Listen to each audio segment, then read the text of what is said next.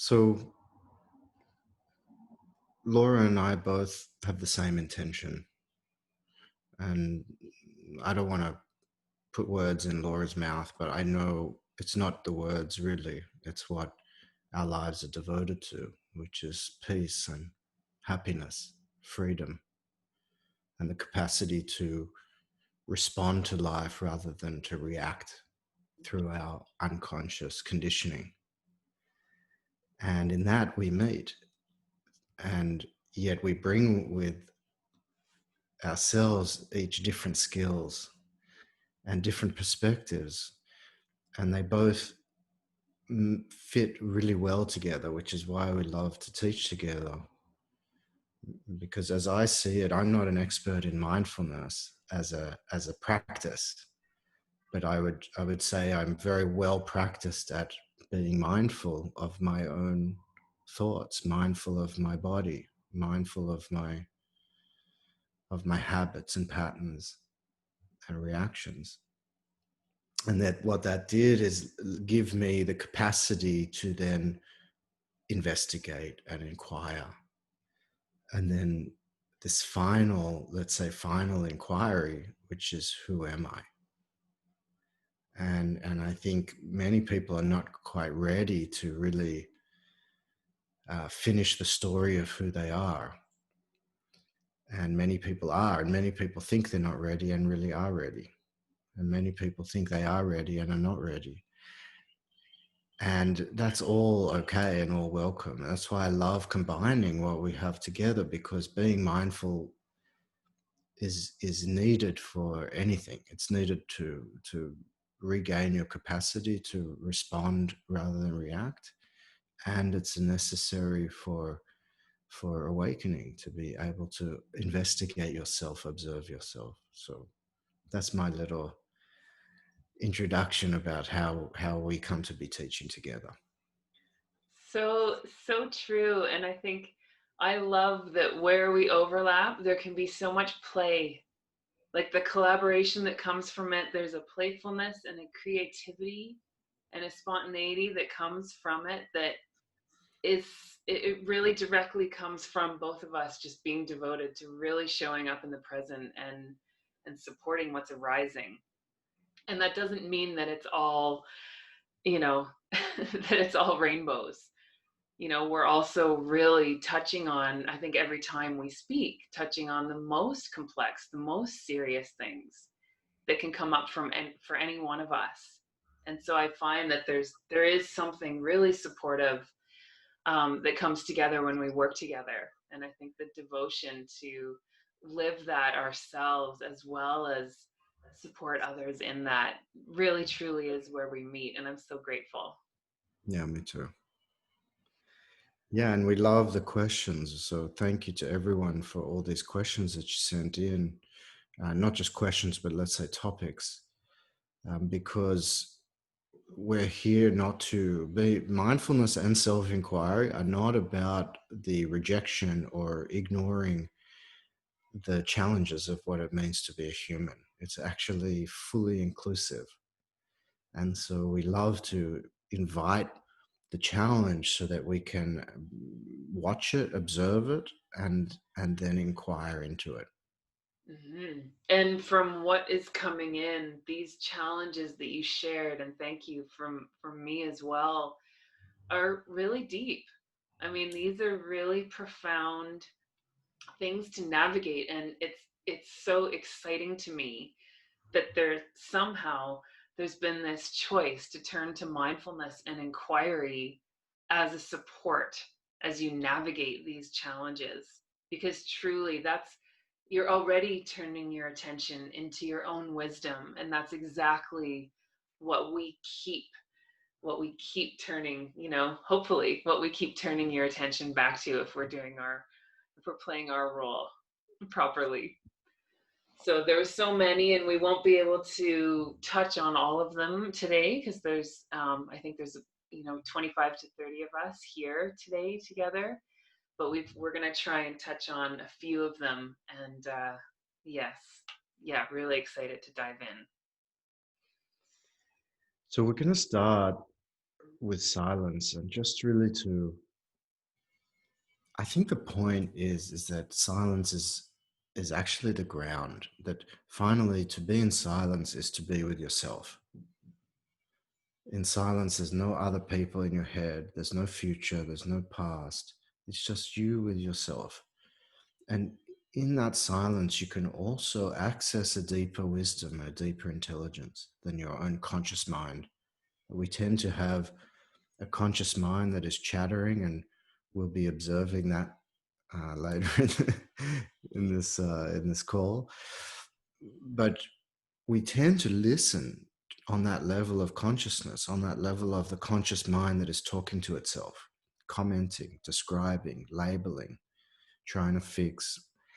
And we are unaware of a deeper intelligence that actually is running the whole show finally. And so the willingness to just be quiet, you can start to just get used to listening to yourself at a deeper level. Mm-hmm.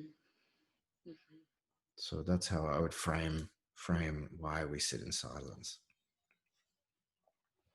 So I'll ring the bell in 10 minutes or so, and we'll start the louder part from there. Thanks, Jared.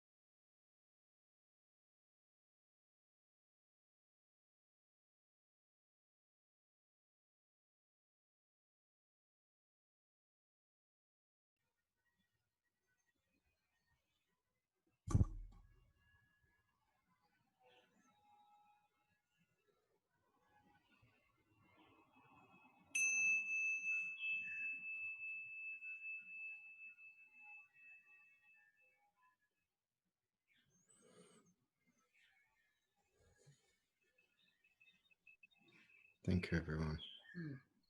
Thank you.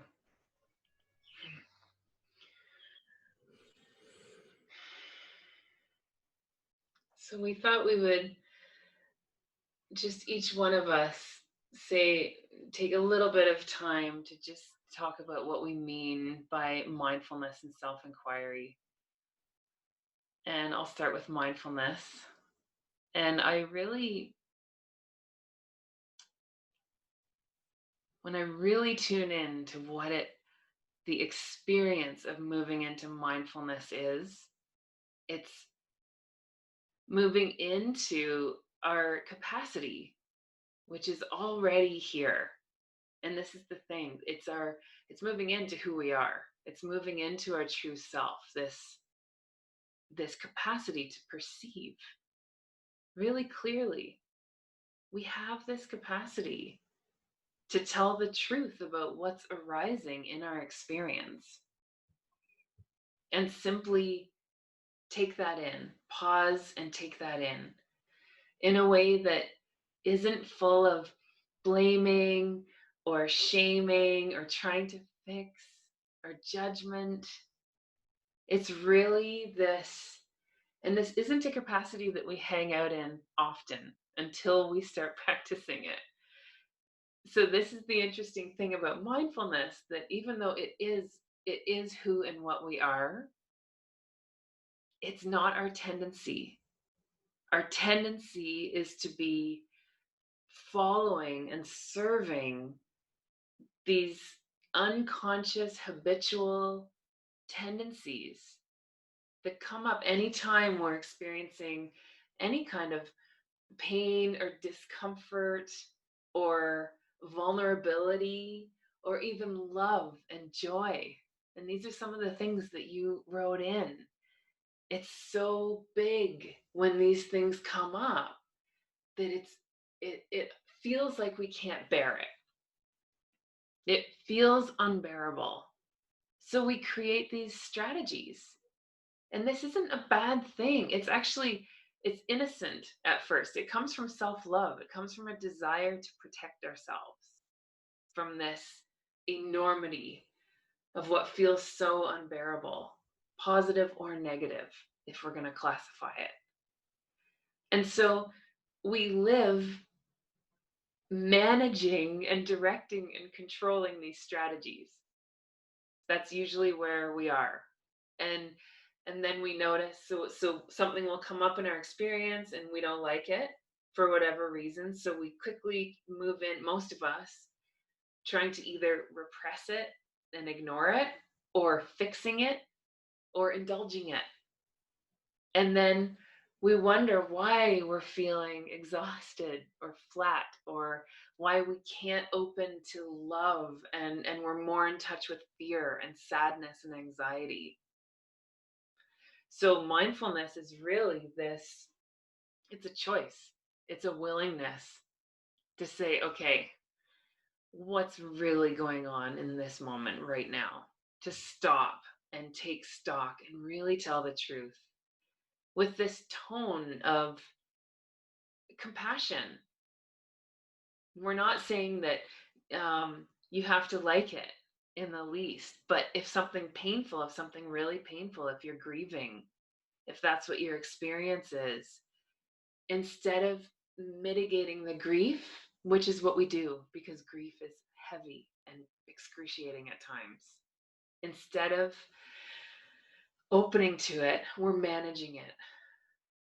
And so in that moment of mindfully attending to it, we can say, okay, this is grief. And we can be so kind in that recognition, this inward silent kindness that I think is inherently who we are and what we are.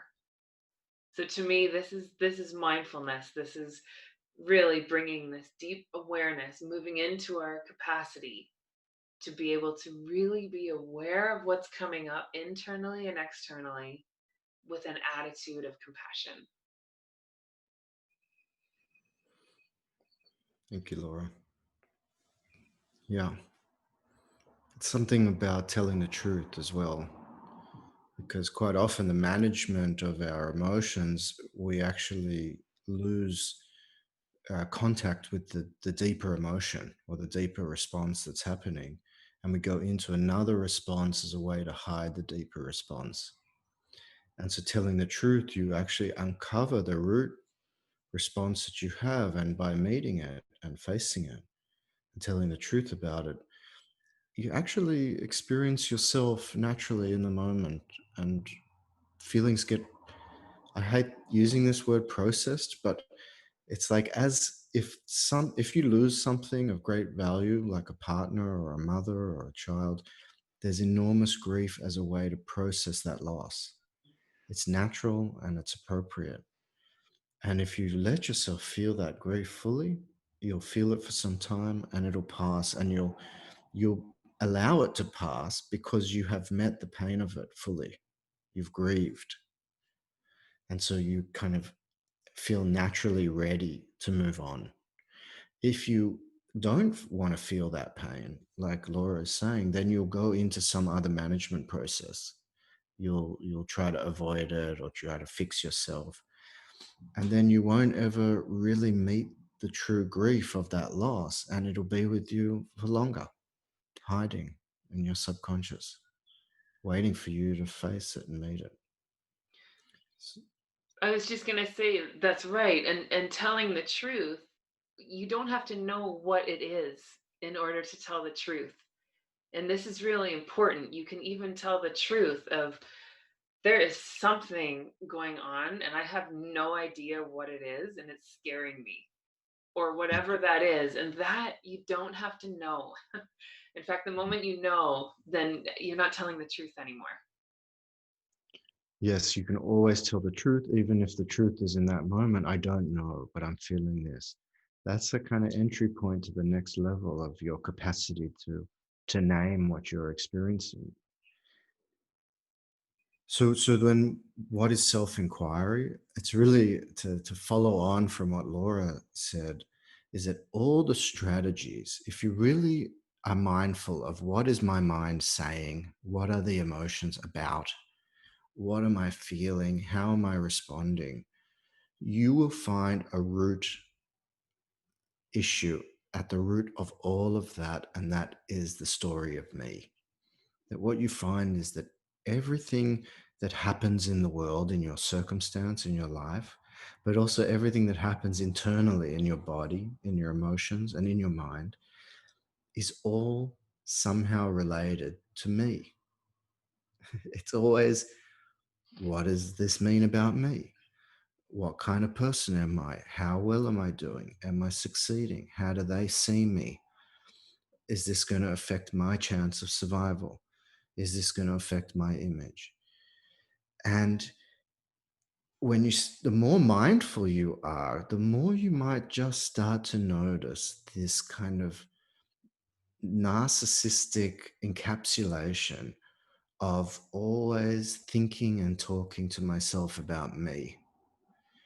And you see that this is ultimately the root trap that human beings in this day and age are caught in, and why there's so much suffering in this world. And self inquiry is really, again, to inquire, to say, wait a minute, who am I talking about? And is that really me? And who am I if I don't tell that story? And who am I when I'm asleep? And how do I know the stories I'm telling myself are true? And what about the fact that stories happen in language? And language, by their very nature, includes dualistic thoughts like good and bad. And what is beyond dualistic thoughts? What if something is neither good nor bad, or both, and depending on who's judging? And then you start to notice that we live through a filter, and that filter is our mind, and that filter is me. And it is, we get the story of me by looking at our circumstances, by our body, by our emotions and our thoughts. And we take those four arenas, and we weave it into a very multi-dimensional story. So it's not just a loud story in my conscious mind. It can be a subconscious story, stories I didn't even know I was telling, because I've been telling it since I was a little girl or a little boy. And that when you start to be mindful, already your focus is not on telling a story, it's on observing the story that I'm telling. That already is the first moment that you can disassociate from the hypnosis or the trance of me in my life. Even I'm doing mindfulness is already a trap. And so to start observing, oh, I just had the thought, I'm doing mindfulness. And then you notice that thought comes and that thought disappears. And then you see, wait, what is here that isn't a story? What is here before the thought of I arises? And when that thought of I disappears, who am I? What's here? And that's not for you to then try to find the right answer, but to just open, open, open. And you'll discover it for yourself. Because how can you not discover yourself for yourself? You must be able to see yourself. And you don't need to turn that into an object or an objective to complete in the future. You can just be mindful of yourself now and be curious. Who am I? I love this, and I think because this came up, a few people who are with us today had this as what they want to look at, and it's ending the story of me, or recognizing that there is this me that everything else is orbiting around, and they don't like that. We don't like that, and we want to stop that. And one teacher that I've studied a lot, he said that when you name something mindfully, and I can't remember how many times, so I'm going to say at least 10 times, but when you stop and name it mindfully, this can be an emotion or the story of me, the felt sense of, okay, right now there's a me here. There's a belief that there's a me driving. And then again, compassionately meeting whatever comes up as you tell the truth about that. There may be a sense of failure or a sense of defeat or not getting it or blame, there's too much trauma, so I can't be mindful, I can't awaken. All kinds of stories. And so as they come up, rather than again falling into them as more things to manage and change and support and fix, just to stay still and watch them, and don't get involved. Don't buy into any of them. So this is, the story of me, to attend to that mindfully. Name it. Name it every single time. And you might be thinking, well, that's going to be like 25,000 times a day. Great. Then name it that many times. Oh, there's a me here. And then just watch what happens, because you're already moving into this capacity to observe. That's where our intelligence, where our true humility and intelligence and wisdom is. So we ran a course recently, a few months ago, and part of what we wanted to do here was, in a way, a follow-up, because just like what Laura just implied, that a lot of people become impatient and are like, when will this stop, or when do I have to stop inquiring? And the truth is that it's a lifetime devotion to your own sanity and to your own happiness and to the truth, which is what's required when we've been trained in delusion, when we've been conditioned in a different way that causes suffering. So then part of it is this willingness to actually see through the trance of time and space, and just a full yes means a willingness to always be open, always be mindful, always be uh, willing to stop and open and tell the truth. So we're here in a way to support you in the ongoing challenge of meeting life. And so that's where we are in this moment, is actually welcoming the challenges. And you'll see that probably that's going to be our response to every challenge, is what if you welcome it? But I don't want to give it away. And Spoiler alert. so one of the topics, I've got them in front of me. If that's okay, Laura, I'll just start with the first one. Yeah. Is overthinking. Mm. So Yeah. maybe you could, well, I just encourage you to use like the chat box if you've ever had the experience of overthinking, if it's something you've experienced. I know that I have, and maybe it's a part of being human, is experiencing overthinking. So I just wanted to kind of touch base with you. Kate said never. Sarah, Yeah, once or twice. It maybe. says, oh, you have to select two panelists and attendees for everyone to see. But Oh, I yes, Sarah Calvert says once or twice, maybe. And Kate Taylor says never, with a winky. So, yeah. maybe just offer something um, of how we can attend to overthinking mindfully. And just right off the bat, and I know this sounds so silly, but what if you gave that voice that's overthinking an accent? Like a French accent, or an Australian accent, or an Irish accent? What would that overthinking sound like with an Irish accent? So I think what I'm really pointing to here is our relationship with our thoughts is so unchecked, and we're so loyal to serving these thoughts that we don't realize, we don't even stop to really discern whether or not they're useful or if they're true. So overthinking is also, it's a symptom of that your nervous system, if you're constantly overthinking and there's a bit of stress and anxiety, which I think for most of us there's at least a low lying level of that until we really get good at attending to it, you can you can just take it as a signal. This is a symptom that actually, in this moment of overthinking, my limbic system of my brain has hijacked the whole system.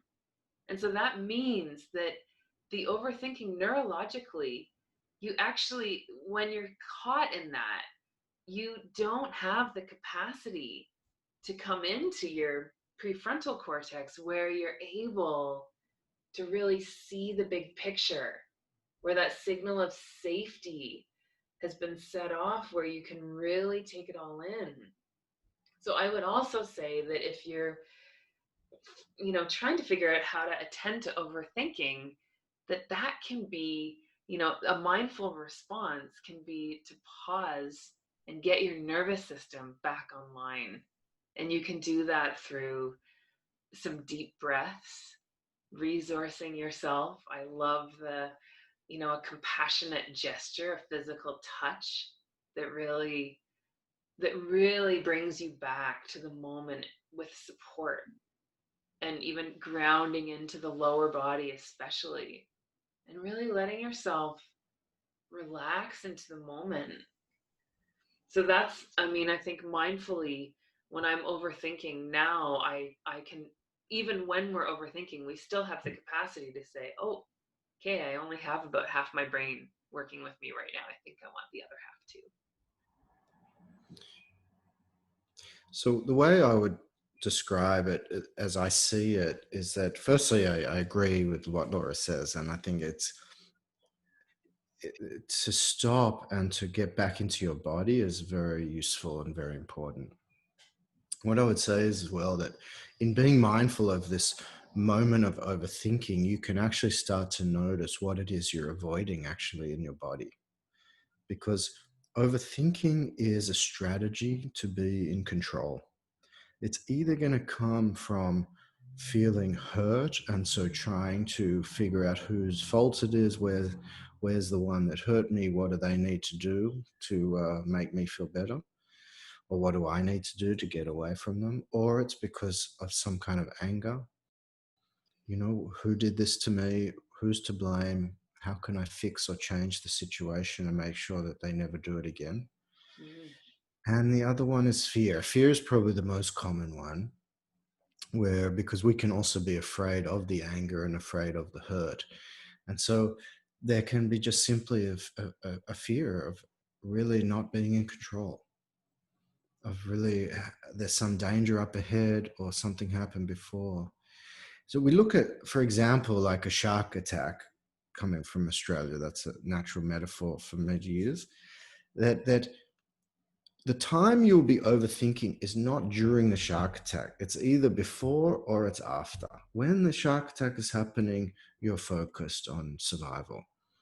And that's the true for all, let's say, survival events. Whether it's for us as humans, it could be public speaking, or it could be having to have a conversation where there might be conflict, where you have to say no to somebody.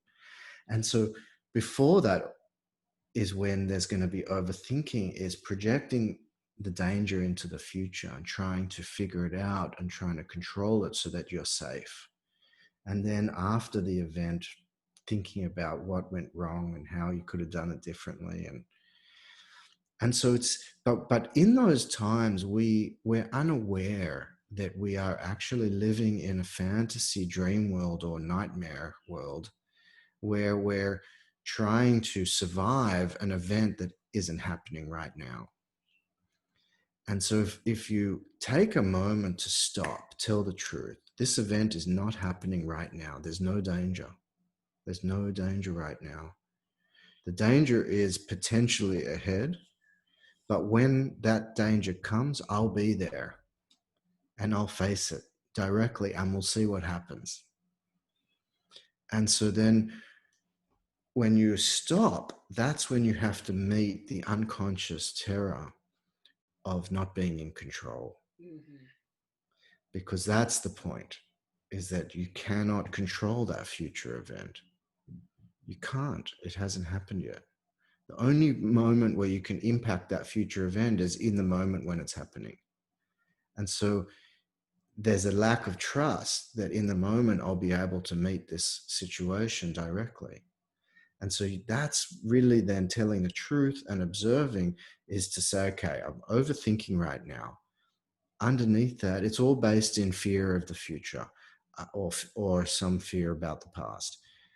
And if I go inside and I really tell the truth and open to my feelings, I'm terrified of not being in control and not surviving and not being able to manage my life when the time comes.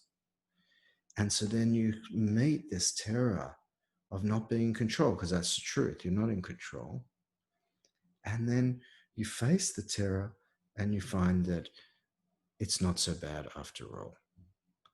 You find that there isn't, the danger was all in your head, that nothing's going on. So that's, to me, that's an experiential inquiry that finally leads to that this I is the one that's trying to be in control. This I is the one that's thinking about the future and projecting the past into the future and trying to survive and trying to be liked and trying to be good and not cause problems, not make anybody else unhappy. And it's the I that is terrified. Yeah.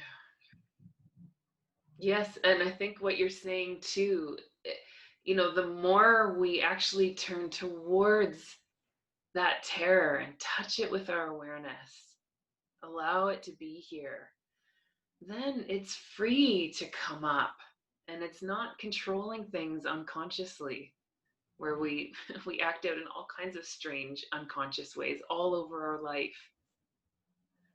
So yes, naming it, Jared, and you said that overthinking, and that's a very classic mindfulness response, that the moment you notice that you're overthinking, to really name it. I'm overthinking, and even get specific. I'm planning how to avoid this, this crash or this whatever it's going to be, or I'm Yeah. ruminating. Really get specific, and then stay with and resource yourself. I can't say that enough. It's hard to stay with something really scary if it doesn't feel like there's any support. So bringing in this really physical kindness, and it's a somatic kindness, allows us to stay all the way through.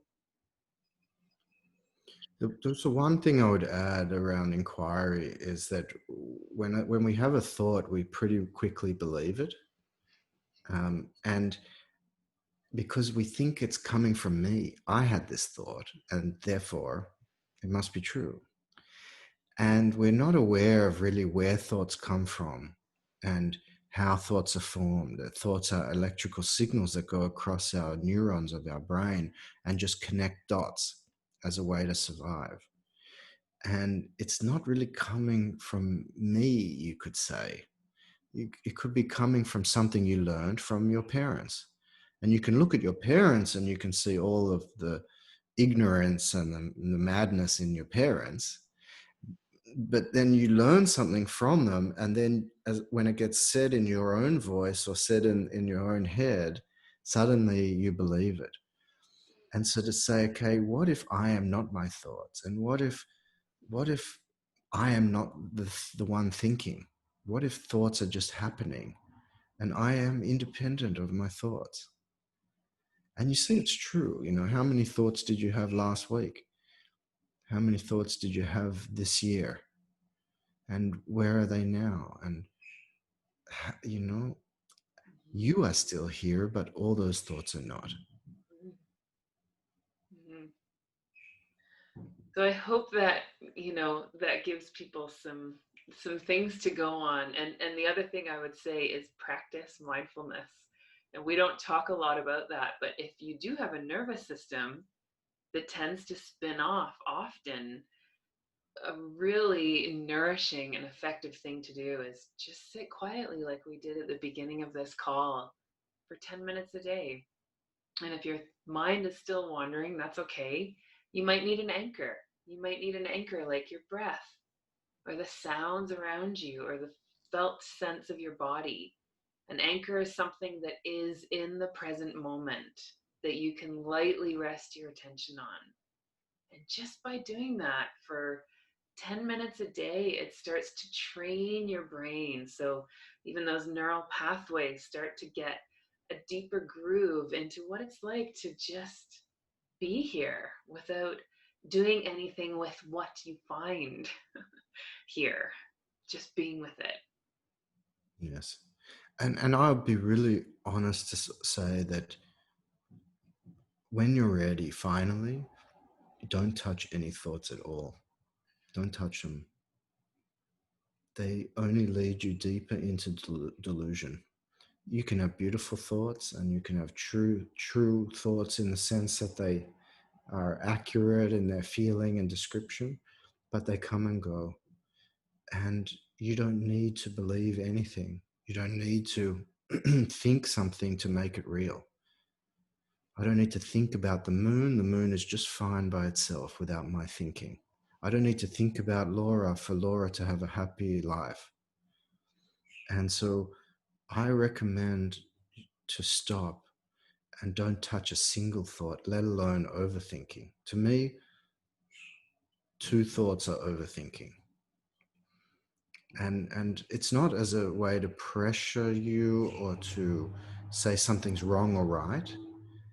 It's to say that there's a momentum of thinking in your consciousness. There's a momentum of thinking in your body mind, and that I recommend a full stop. Mhm. Full stop, and you'll see it's not going to be easy, and they'll keep coming, but then it's the same medicine. Full stop. Don't touch it. Stay with what's here, before thought and after thought. And it's not going to be easy, and yet there's the invitation to fall into this effortlessness when we stop.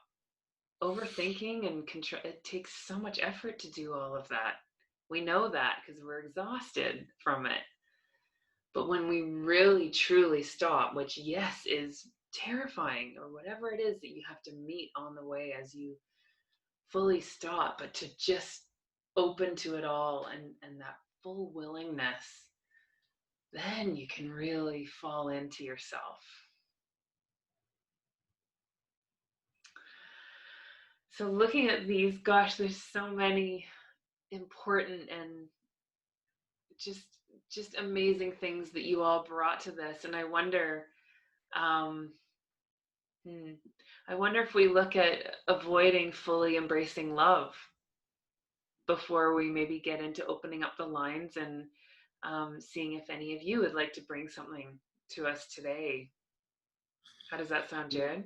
Yeah, sounds great. And why don't we start with self-inquiry and go to mindfulness after that? Okay. Yeah, Yeah, great. Yeah. because I think I never heard about this until I met my teacher, and I didn't know that my whole life was really about love until I met my teacher, because I just thought nobody loved me, and I was unlovable. And I didn't realize that that was a reflection on my desire for love, and my actually, which is coming out of love. You know, if you have no love, you don't desire it. It's like I had a love for love and I didn't know it. Mm-hmm. And then when it came time, when I heard this, I was like, oh my God, yes. And then I felt the love of my teacher, and I realized, oh my God, all these years, my parents did actually love me unconditionally. They just had a hard time showing it. And I realized, wow, there's love everywhere. That's when I discovered the challenge to actually fully open to love because it was terrifying. It was destroying of the egoic sense of self. That if you fully open to love, it feels like you lose control. It feels like your will or your protection is gone, and it is. Because to receive love fully, you have to take down all of your walls. You have to come out of your cave or out of your castle or whatever, out of your cage, and be willing to be slayed by love completely. And it slays you. And then love is in charge, not you. And that's why it's perfect. It's the perfect ally for awakening, because it takes away your personal ideas of what's good and bad and true and right, and it in a way annihilates the ego in the recognition of love as at the core of all being. And so it's hard.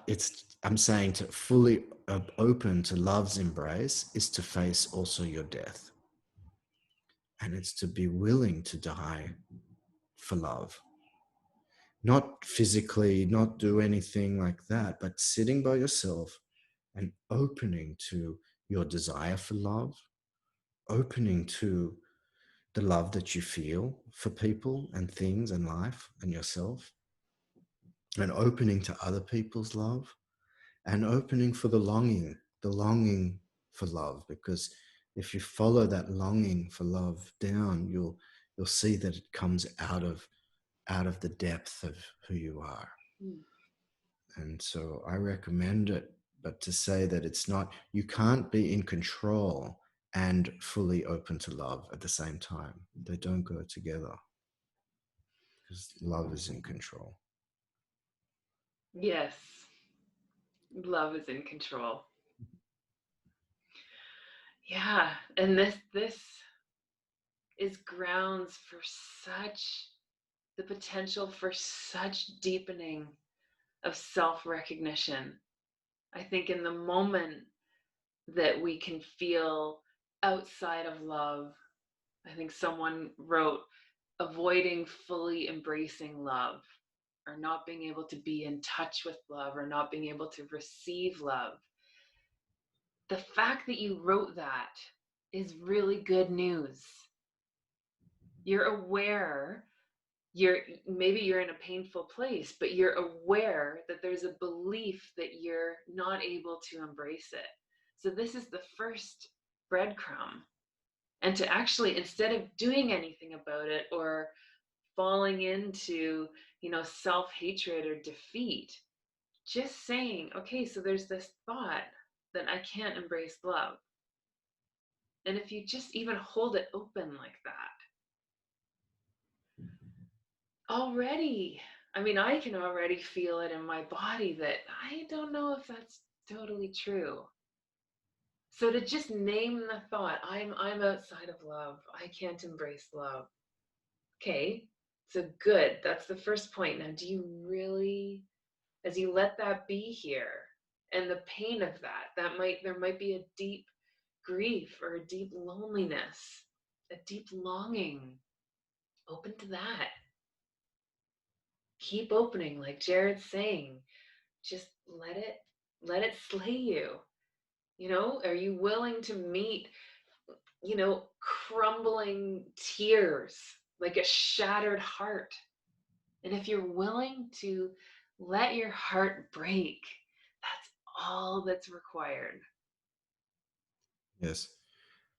And just in that inquiry and that willingness to stop in that moment, can you recognize that the very fact that you're having that thought at all, I'm outside of love, I can't embrace love, you must love love. You must want love. If you want love, that's called love.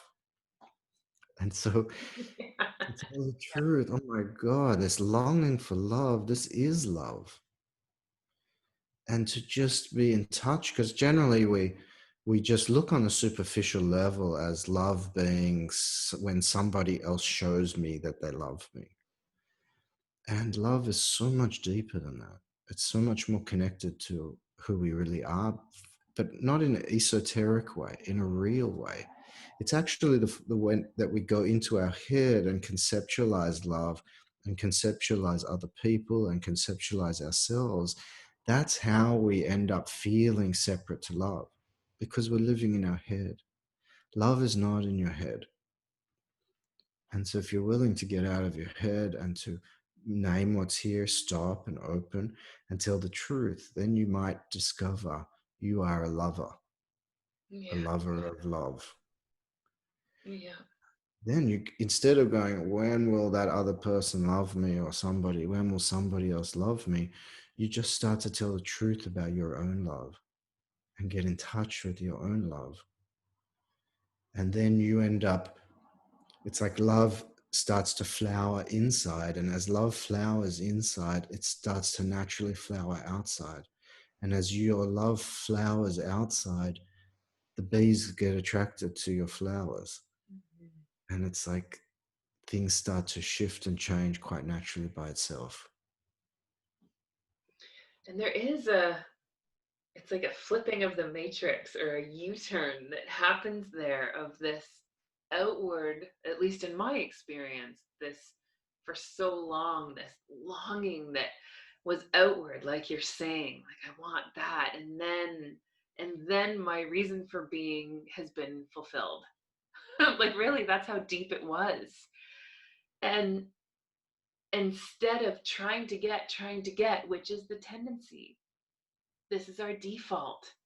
The U-turn of responding to that with, wow, what a what a deep and beautiful longing. To acknowledge the longing with such compassion, then what is that can attend to that longing in that way? It's really circling back to the one that's here. Yeah, the whole world is filled with people who think that they're lacking and look to fill that lack through another. And everybody's doing it. And that's why there's very few fulfilled people in the world. And it's a bit of a cliche to say fall in love with yourself or love yourself. It's not like that. It's get to know yourself, discover yourself, open to yourself, and you might discover a depth to yourself. You might discover a deeper love and fulfillment that cannot ever be given to you outside of you because it's already here. And then it flips, like Laura's saying, then you become fulfilled and something changes in your life because your whole energetic experience, you're no longer a hungry ghost looking to be fulfilled externally, but you are an overflowing fountain of fulfillment and happiness and silence and love. And then you walk through the world like that and just see what happens. Mm. Oh, I love that. This is such a celebration of that. Mm. So we'd love to hear from you. If anybody is feeling like they would really like to just bring something specific, and you can raise your hand, and then we'll make you a panelist and bring you onto the screen. And we'd love to hear what's going on, what's coming up for you, and together how can we attend mindfully to that?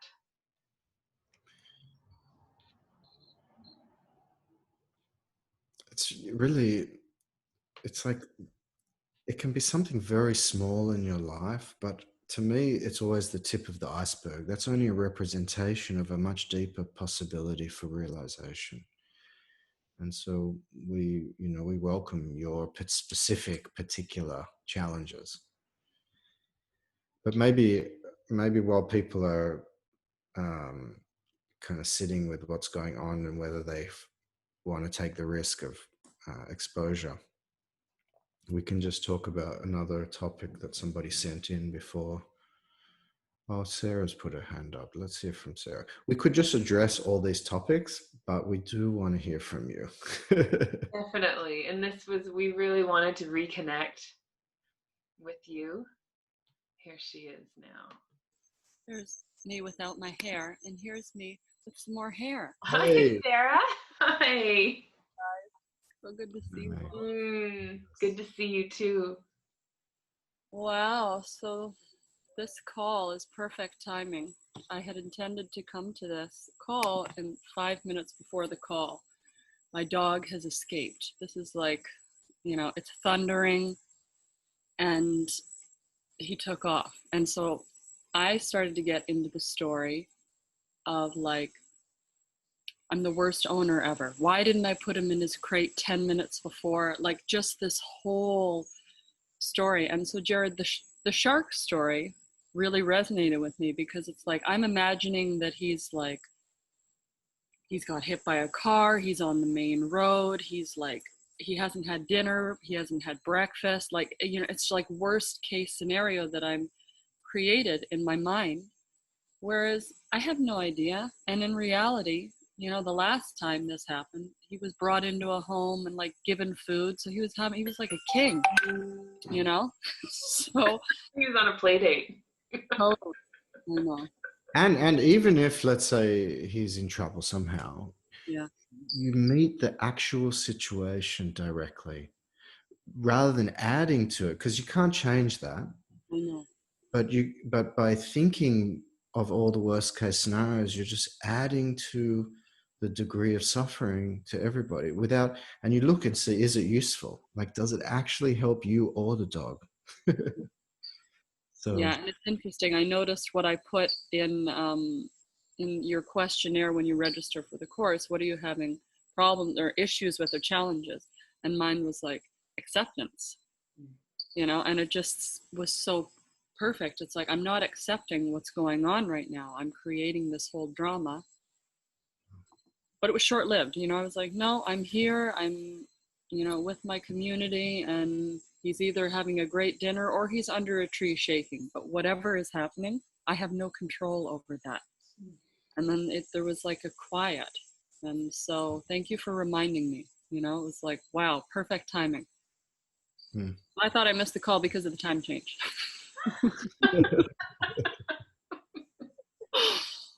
Good. Thank you, Sarah. So thank you both. Mm-hmm. Thanks, Sarah. Love. Mm. That's really important, you know. I think what Sarah just said, there's something about this acceptance, that actually the thinking and catastrophizing is about not accepting the fear or the worry or the anger or the self-blame, not accepting the situation. We go into our head to talk about it. That's right. And by naming it again and saying, okay, I'm trying to control this, and then opening to that fear, then it's, we might have to open to despair under that fear. There might be this despair that comes from inevitable loss, but don't stop there. What's under the despair? And this is where I find a lot of people can kind of get stuck in the inquiry, is they'll stop at fear or despair and then throw in the towel. And Yes. so this, why would there ever be despair? We can only feel that depth of despair because we love so much.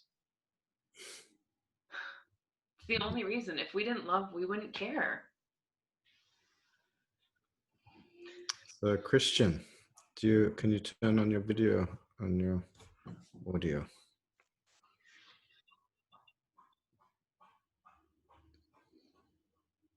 There he is. Hi, Christian. We can't hear you yet. Your audio is not connected. Here we go. There you go. Now. Nice to meet you, Christian. Nice to see you guys. It's good to hear you. Yes. Yeah, I was just doing my work and listening to you guys, and I thought I can't waste the opportunity of asking about this thing.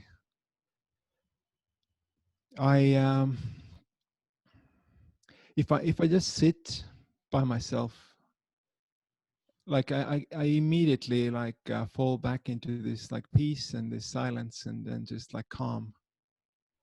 But I've had like lately this thing that I'm just pulled to this like whole turmoil that's happening in the world like all this time. Like just the news and the Trump elections, the whole war between the masculine and the feminine, like this whole like the just these culture wars that are happening right now about all. It's like it's super addictive, and I just find like that there's a part of me that's is just yearning for this pain that it's and also like this identity that it gets from all that stuff. So I've managed for a few times to get off the dopamine and just like switch and stop watching the news. But then I get into it, and it just like the mind just loves it. When someone is addicted to a drug that makes them feel good, it somehow goes from enjoying the pleasure of the drug to actually using the drug to numb something else. And so you have a story of addiction to the drama of it and the pain, but there's something you're avoiding in the addiction, something that you're not facing. It's like, what is it that is the real pain? If you would have to face the real pain underneath the drama. I think I'm just like avoiding the emptiness, and I can be completely calm with emptiness. That's why I'm like really surprised that I'm actually running away from it. Like I've I mean I've done a 30-day silent retreat. Like I have no problem like fully facing nothing and just being okay with it.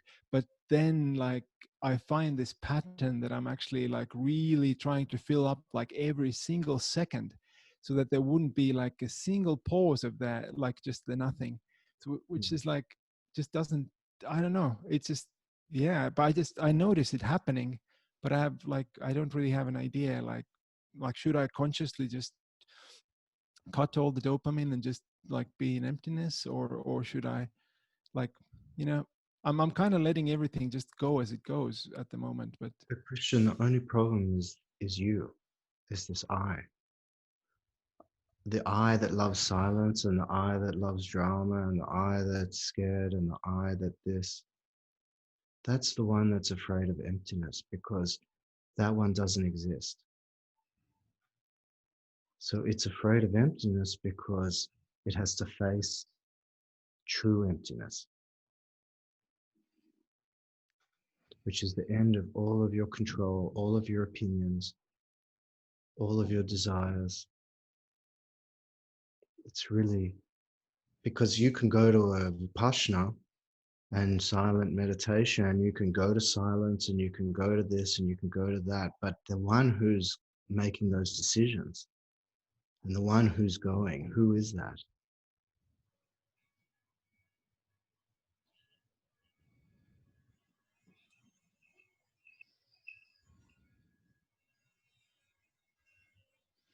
yeah, I understand what you're pointing to. So now, can you go beyond understanding?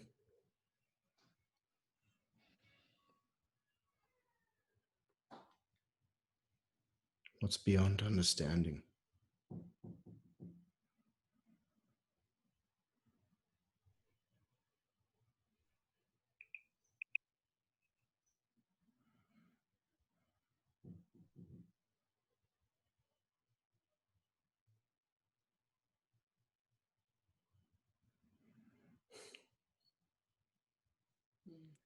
Just peace.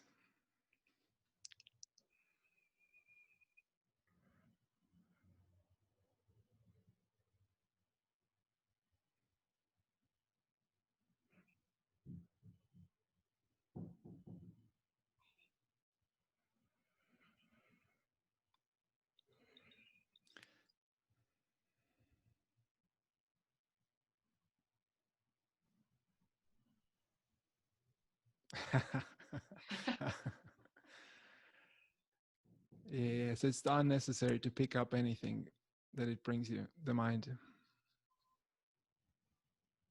So you can see what could take you out of that.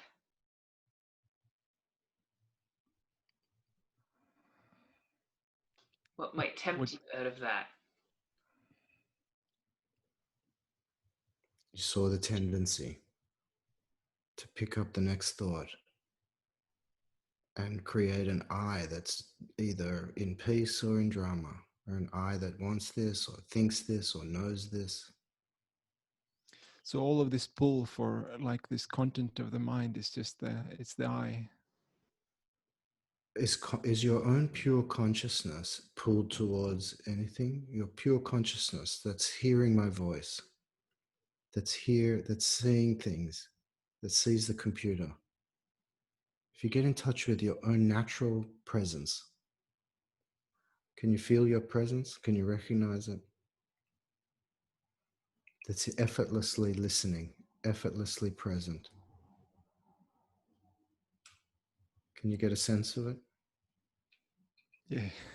Yes. Just made me realize that how much I've been needlessly suffering. Yes.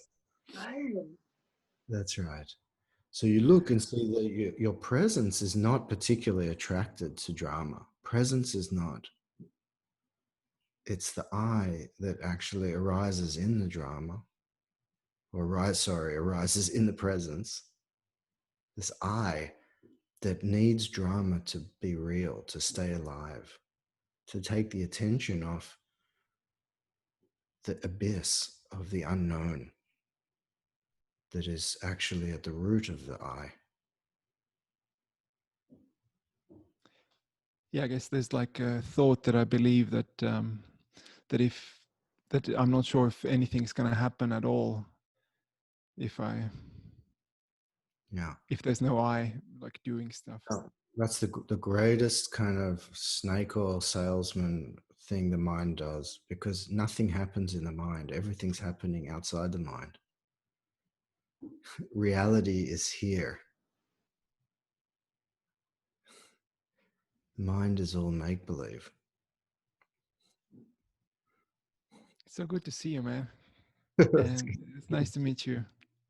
So nice That's, to it's meet you. really good to see you. Yes. Thank you so much. Thank you, Christian. Thank you.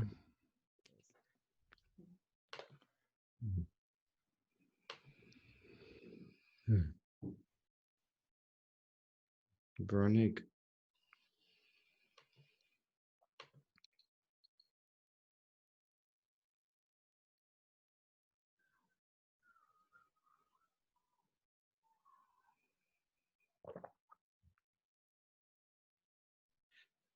Hi, Veronique. Hi. Hey, Is it, oh, and it's, here we go. Is Yay. that working now? Beautiful. I'll just get it all right. Oh, you've answered all my questions. And yeah, I almost put my hand down and I thought, no.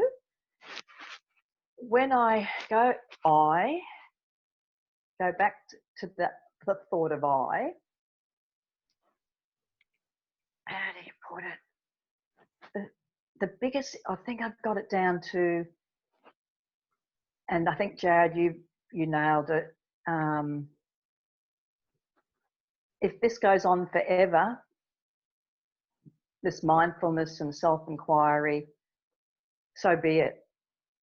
Because I think I've been wanting an end game. You know, I wanted a result, a destination. You know, and I've been flogging myself for so many years. I've been doing this for years and flogging myself. Yeah. Instead of just accepting it, whatever arises, and it might be until I physically die. This could go on forever. And I'm learning to just accept that rather than fight that. What's the result of accepting it? Oh, you know, absolute relief. And it's just, you know, the mind went into, oh, this is great now, but I'll lose it. And I went, okay, if I lose it, I lose it. I'm seeing it now that it's an in and out, 2 steps forward, 1 step back, but it doesn't seem to matter. It just is. Yes. Yeah. It's, you know, this thought, I want an end, I want a result. Just a thought. That's just a thought. That's all it is. It's a thought that maybe has a really deep neural pathway. Just trying to travel many times, but really, if you don't touch that,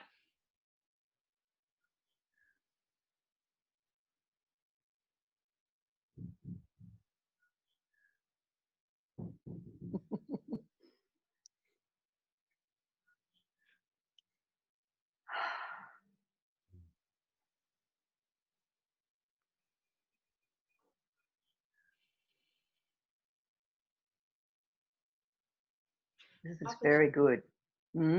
Papaji said we have to be vigilant till our last breath. That's it, isn't it?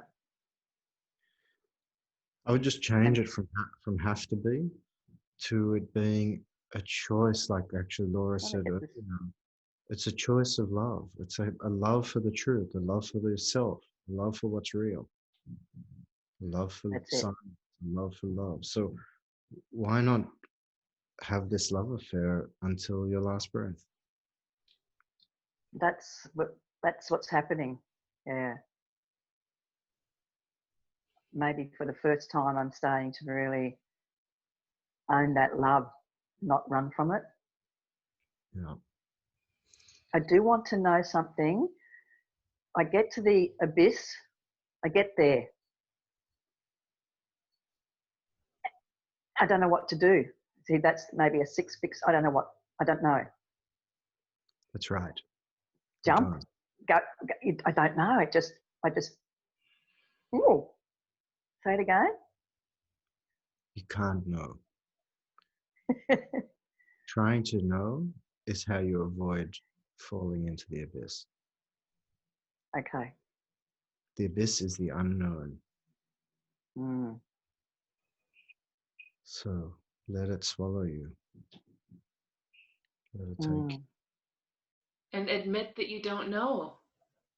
Yeah. Admit that here I am again, and truth is I don't know how to do that. And maybe you add on, and it makes me really frustrated or sad. You know, you can really name really what's going on in that experience when you tell yourself that you're at the abyss and you don't know what to do. I've been so happy how willing I am to jump into that unknown. It's honestly the first time in my life I've been that willing. Mm. Oh, it's beautiful, Ronique. Such good news. It is. Yeah. And the more you fall into the unknown, the more you recognize all is unknown. Wow. And the more you recognize all is unknown, the more you fall in love with it. Oh, I'm looking forward to that. Yes. Thank goodness it's unknown. Can you imagine if we Yeah. know and we actually, like if we actually could have control and we actually did have to really stay on top of it all the time? I mean, thank goodness. Oh, boring. Yeah. Yeah. Heavy. Yeah. Thanks, guys. Thank you. Thank you, Ronique. Thanks, Veronique. Oh, thank you so much. Beautiful. I haven't got free hands, but yeah, my hand's on the heart, one hand. Thank you, guys. Thank you. Thank you. Mm.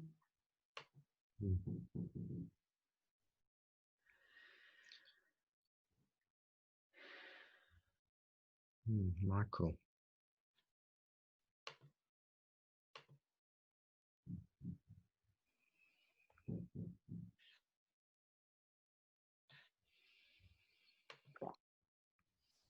Hi, Michael. Hi, Jared. Hi, Laura. Good to see you, Michael. So good to see you too. And so the most potent moment of so far was when you spoke about love and that the ultimate challenge is that opening up to the love that's here.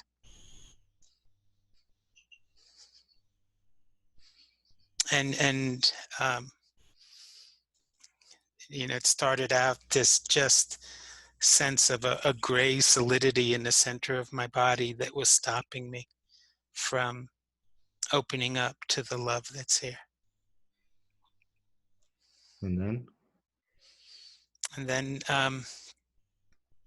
into it, there's real fear, terror, panic, whatever you want to call it, shaking of my body.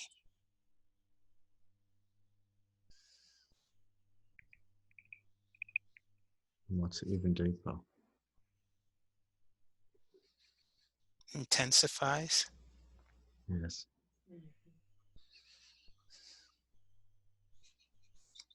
Real sense of I'm going to die here. Yes. Die for love.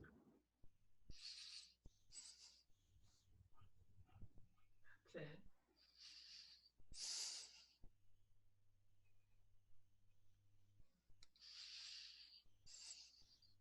So if you die right now,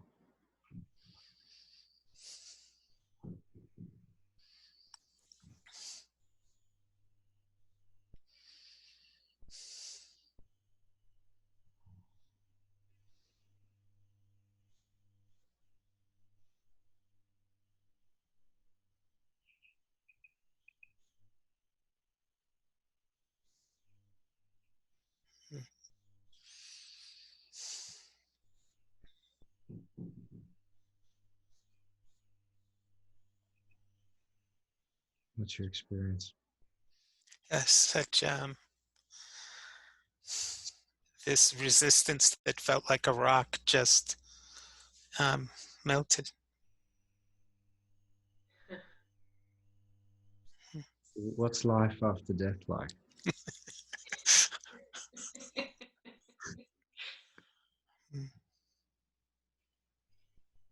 Gentle, vulnerable openness.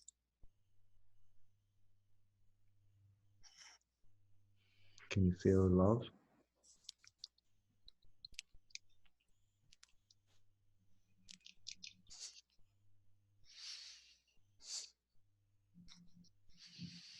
Yes.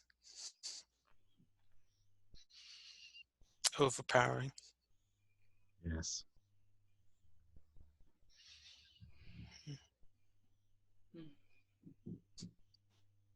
Can live the rest of your life fully overpowered by love. You know, I don't like to say lines that are just for the sake of saying lines, but there was a point in my life where I really heard what Eli said, and I said, okay, love can take over my whole life because I don't know what I'm doing. So why don't I just let love take over my whole life? And that was the surrender to the truth. That was surrender to life, surrender to love. And it's so much more intelligent than I ever was. It knows just what to say and knows just what to do.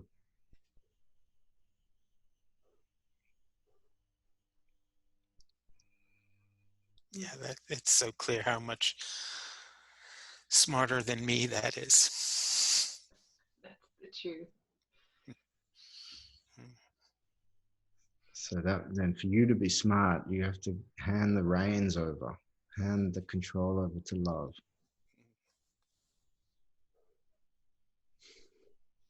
Boy, is that uncontrollable. Yes.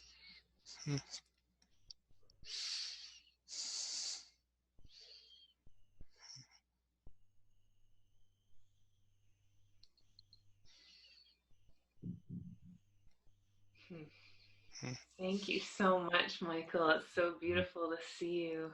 Thank you guys so much. Mm-hmm. So glad you're doing this. Me too. Yeah.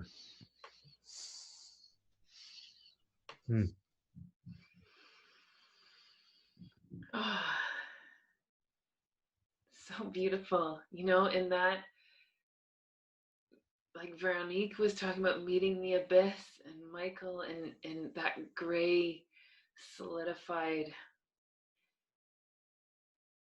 there can be a tendency to assign a meaning to that means that I can't, that this proves that I'm stuck and it's not for me. But if we just, it doesn't matter. If that's there, what if that doesn't matter? Don't let it mean anything. Everything is a doorway because none of our thoughts or feelings are solid, really. You can take your attention and you can penetrate all of your thoughts and all of your feelings, and you can unmask it, uncover it to find out what's inside it or what's deeper.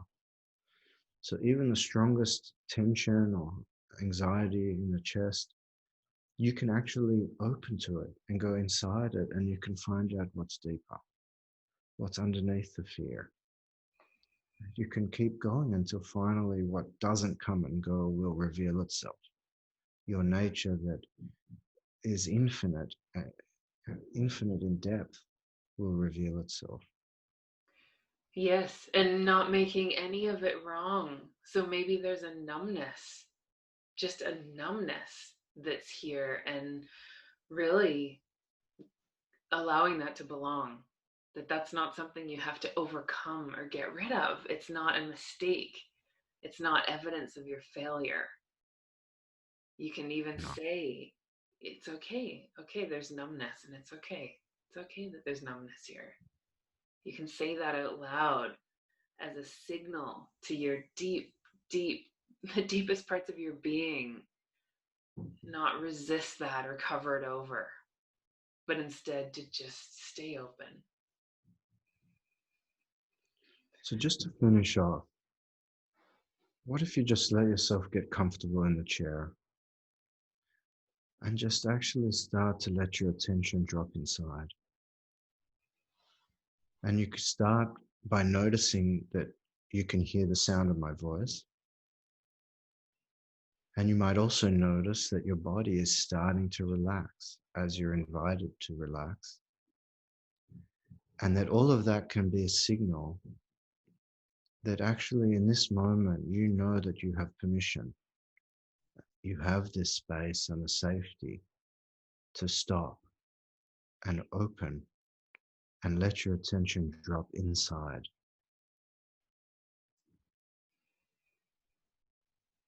You might notice as you do that, that there's something so unconditionally supportive. There's a space here that you can let go into completely and allow yourself to really drown in it. Really come right in and allow yourself to be bathed in your own presence, the peace of your own presence.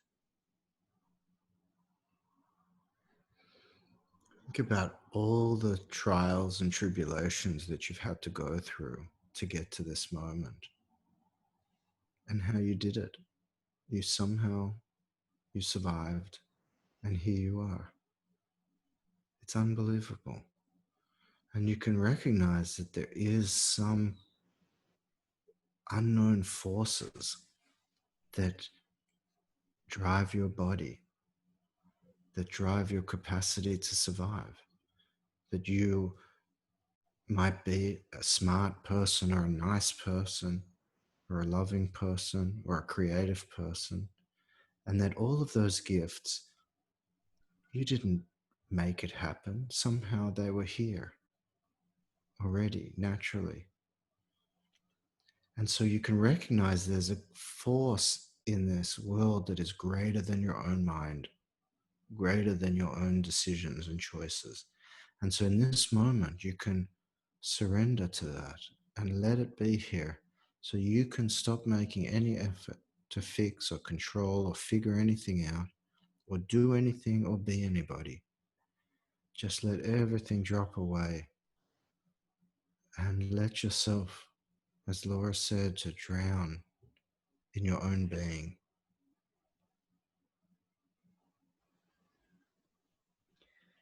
You might even notice that there's a heart beating in this body effortlessly. You're not doing it. And you might notice sounds that are in the room that you're in or outside. And you're not doing it. They arise and fall, just like the thoughts in your head. You're not doing it. They arise and fall, leaving you in what? What's here? When you don't touch any of that. What is it that the thoughts are arising and falling in?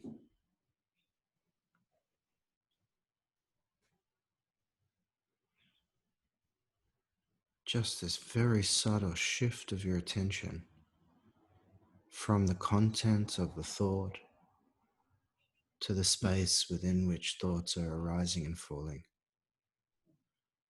You can recognize that space within which thoughts are arising and falling has been here since you're a little girl or a little boy. This space has been here. And how many thoughts have come and gone while this space remains? So what if you fell in love with the space and fell out of love with the thoughts? What could your life be like then? Just to check and see for yourself.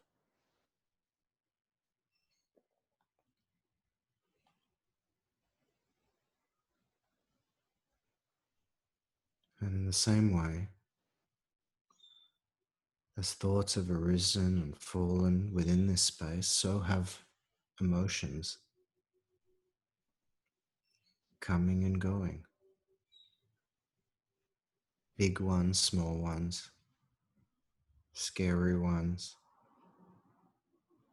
nice ones, ones that feel good. All kinds of emotions coming and going.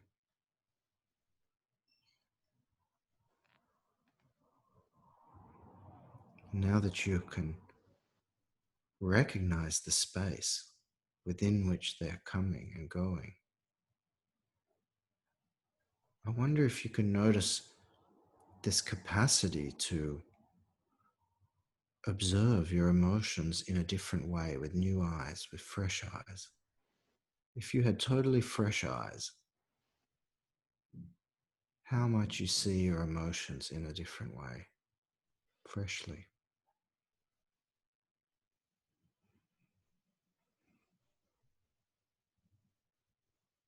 Yes, and what if you saw everything with these new eyes, these eyes of love?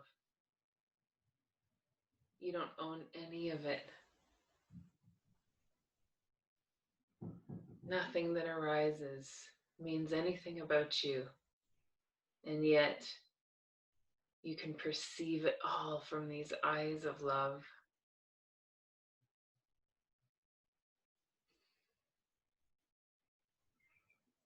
Just like the body.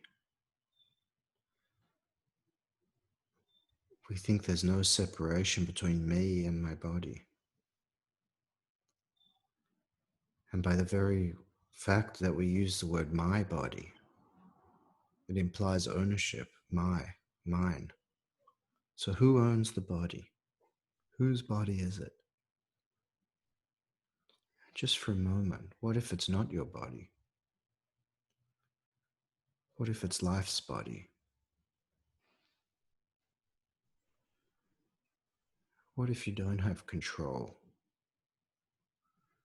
What if the majority of the functioning in the body is happening without your input? The heart doesn't need to ask you for your advice. The lungs don't need to check in with you to make sure it's okay to breathe. Everything is happening already by itself.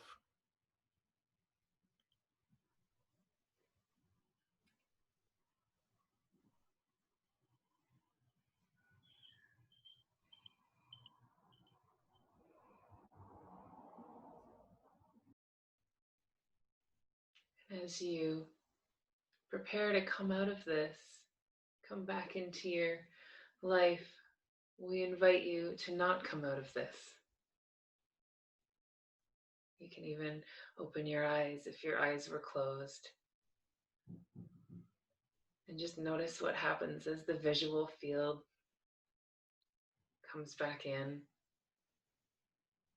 and how it's possible to remain as you are.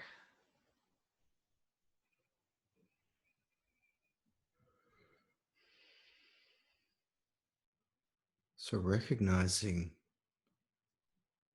the space and the observation of the thoughts and emotions and bodies and circumstances that are coming and going, it feels like it could make things boring or dispassionate, but that's not the case. It gives you freedom. It doesn't give you the freedom, you actually come in touch with the freedom that is already here. You recognize that you are free, that thoughts will come and go and you don't have to touch them. Body sensations will come and go and you don't have to tell a story about them. Emotions will come and go and they don't have to run your life. And circumstances will certainly come and go and change. And if you don't tell a story, if you don't resist them, if you don't fight with them, you can discover a degree of freedom that is beyond the mind.